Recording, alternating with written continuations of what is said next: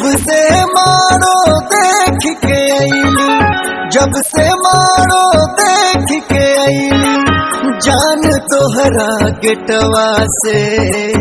जब से मारो देख के आईली, जान तोहरा गेटवा से।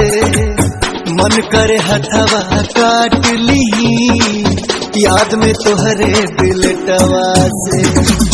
मन करे हथवा काट ली, याद में तोहरे बिलटवा से। कहबू तू काहे कई प्यार पगलटवा से। मन करे हथवा काट ली, याद में तोहरे बिलटवा से। मन करे हथवा काट ली, याद में तोहरे बिलटवा से।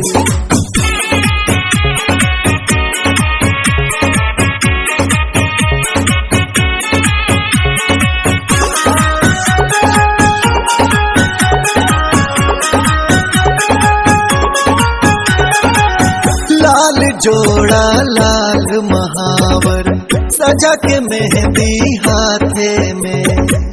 काहे ऐसन खेल तू खेललू एह दीवाना के साथे में।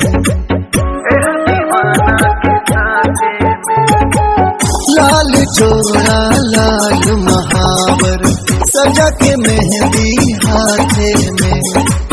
काहे ऐसन खेल तू खेललू एह दीवाना के साथे में।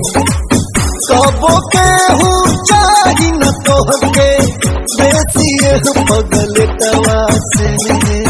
मन करे हथवा काट ली, याद में तोहरे बिलटवा से। मन करे हथवा काट ली, याद में तोहरे बिलटवा से।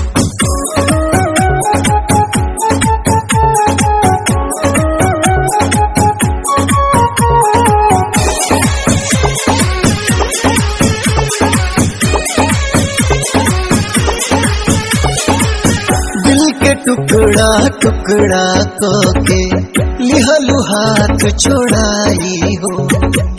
यश कुमार के प्यार के कीमत अभी नहीं बुझाई हो।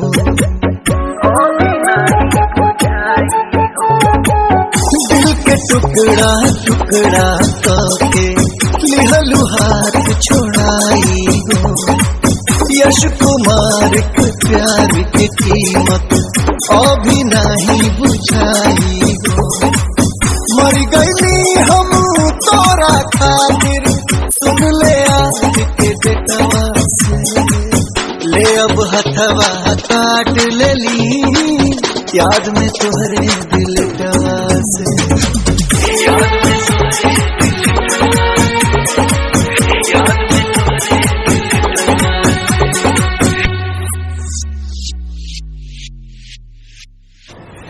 नमस्कार, प्रणाम। मैं हूं यश कुमार।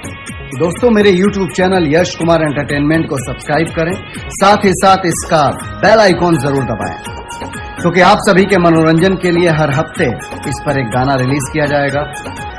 बेल आइकॉन दबा लेने से वो गाने, वो ट्रेलर खुद ब खुद आप तक पहुंच जाएंगे।